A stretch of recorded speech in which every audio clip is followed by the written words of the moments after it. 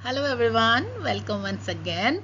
आज के इस वीडियो में हम उसी कंटिन्यूएशन में बात करेंगे। इडियम्स को हमने शुरू किया था लास्ट वीडियो में, तो आज उसी को कंटिन्यू करेंगे। उम्मीद है आप लोगों ने वो वीडियो देखा है और आपको काफ़ी तक समझ में आया होगा कि किस तरह से इडियम्स को हम यूज़ कर सकते हैं अपने सेंटेंसेस में और अपने कॉन्वर्सेशन में। तो उसी को कंटिन्यू करते हैं। आज आपको अनदर सेट ऑफ 10 इडियम्स बताएंगे अलोंग विद देयर मीनिंग्स, और आप उसको किस तरह से सेंटेंसेस में यूज़ कर सकते हैं। सिर्फ ये देख के वीडियो देखना ही या इसको देखना ही मेरा मकसद नहीं है कि आप इसको देखें। मकसद ये है कि आप इसको देखें और अपनी कॉन्वर्सेशंस में, अपने बात करने के तरीके में और लिखने में इसको इनकॉर्पोरेट करें, तो जिससे आपकी इंग्लिश और भी इम्प्रेसिव और बहुत ही अच्छी लगेगी। तो चलिए शुरू करते हैं आज का वीडियो विदाउट एनी डिले। बात करते हैं आज के जो 10 इडियम्स हैं जिनको हम डिस्कस करेंगे। सबसे पहला है वाटर अंडर द ब्रिज। इसका क्या मतलब होता है? इसका मतलब होता है कि कुछ ऐसी बात को बताना जो अब एग्जिस्ट ही नहीं करती है, कुछ ऐसे बात का रेफरेंस देना जो अब एग्जिस्ट नहीं करती है। तो here you can see this expression is used to refer to something from the past that is no longer important. यानी कोई ऐसी चीज पुराने वक्त से, उस टाइम से, जो अब एग्जिस्ट नहीं करती है। रेफरेंस के लिए नीचे एक आपको एग्जाम्पल भी दे रखा है ताकि आप देखें और समझें किस तरीके से इसका इस्तेमाल करना है। पहला एग्जाम्पल हम आपके लिए रीड करते हैं। What's done is done and there is nothing we can do about it. It's all water under the bridge now. इसका मतलब जो हो चुका है वो हो चुका है, अब हम लोग कुछ नहीं कर सकते। तो उस सेंटेंस में हम यूज कर सकते हैं water under the bridge।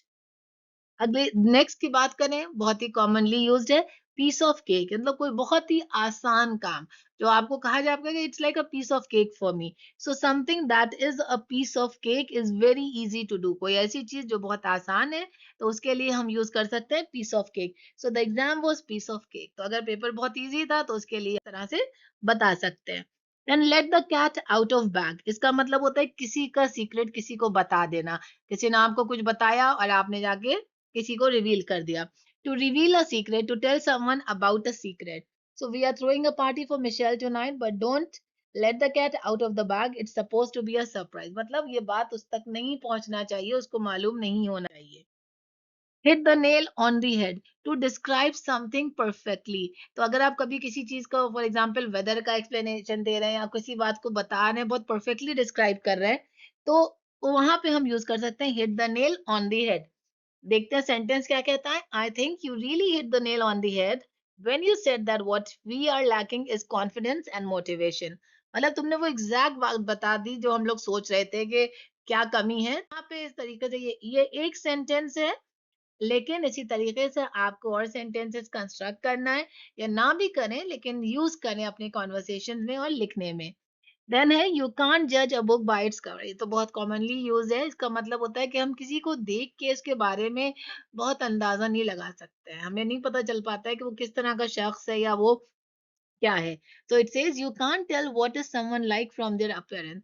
कोई दिखने में बहुत अच्छा लग रहा है लेकिन जब बात करते हैं तो इतना ही रूड और इस तरीके से, और कोई एवरेज लुकिंग है लेकिन इतने अच्छे से बात करता है, तो इसी तरह। और ये भी आप नहीं जानते कि उसके दिल में क्या है, तो इसीलिए इस जो फ्रेज है इसका हम यूज करते हैं।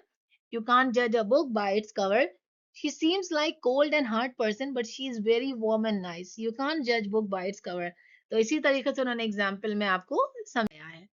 अब don't bite off more than you can chew. ये एक ऐसी चीज है जो आपको अपनी लाइफ में इम्प्लीमेंट भी करना चाहिए। सिर्फ ये फ्रेज सीखना ही आपका मतलब नहीं, ये एक ऐसा फ्रेज है जो यकीनन आपको अपनी लाइफ में इनकॉर्पोरेट करना चाहिए। इसका क्या मतलब होता है? Don't try to do more than you can do. जितनी आपका पोटेंशियल है, जितनी आपकी कुव्वत है, जितना आपको लगता है कि आप कर सकते हैं अच्छे से, उतना ही करिए। जबरदस्ती ओवरबर्डन मत करिए अपने आप को। So don't bite off more than you can chew. तो ये याद रखिए, इसको कोशिश करिए कि जितना कर सको उसमें अपना बेस्ट दीजिए, ना कि हर काम को अपने ऊपर लेके और फिर खुद ही मुश्किल में पड़ जाइए। I think I bit off more than I could chew when I agreed to paint this house by myself. मतलब उसने वो काम ले लिया जो वो कर भी नहीं पा रहा है, तो इसीलिए don't bite off more than chew. Then you scratch my back and I scratch yours. इसका मतलब आपने हमें फेवर दिया, हम भी आपको फेवर करेंगे।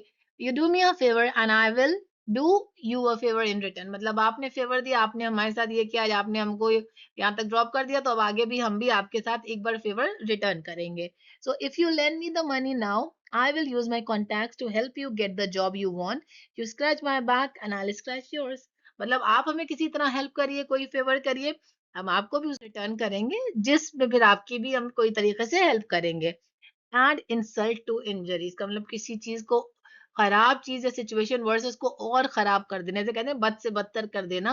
तो ये वही बात है, to make bad situation worse by doing something else bad, मतलब वो ऑलरेडी परेशानी में था और उसमें और परेशानी आ गई और आपने कुछ कह के उसको और खराब कर दिया. So she arrived an hour late for the dinner party, then just to add insult to injury she complain about the food, मतलब लेट भी आई, फूड के बारे में कंप्लेन भी की. तो ये आप कह सकते हैं एड इंसल्ट टू इंजरी. इस तरीके से आप भी सेंटेंसेस के लिए बना सकते हैं. ये है once in a blue moon, ये तो सबको पता है कि बहुत रेयरली कोई चीज जब दिखे, बहुत दिनों बाद कोई चीज हो तो कहते हो it's like once in a blue moon. किसी को बहुत दिन बाद देख लेगा, ये तो बिल्कुल once in a blue moon है, कभी दिखती ही नहीं है. So it is very rarely, not very often. So with 3 kids to look after, I only get to go out once in a blue moon. So ये भी एक sentence है. तो ये जो सारे हमने अभी डिस्कस इडियम, ये वो इडियम्स हैं जो हमें बताते हैं कि किस तरीके से हमें अपने कॉन्वर्सेशन में इनका यूज करना है. उम्मीद है आज का वीडियो आपको समझ में आया होगा और आप इन इडियम्स को यूज करेंगे. इनको यूज करिए अपने कॉन्वर्सेशन में और प्रैक्टिस करते रहिए, क्योंकि इंग्लिश बिल्कुल भी मुश्किल नहीं है. It's all about practice and I am very sure आप सीखेंगे. आप प्रैक्टिस करेंगे तभी सीखेंगे और तभी आप जो है बेहतर और अच्छे ढंग से इंग्लिश को अपनी लाइफ में इनकॉर्पोरेट करेंगे और अप्लाई करेंगे. तो that's all for the day from my side. Thank you everyone. God bless you all.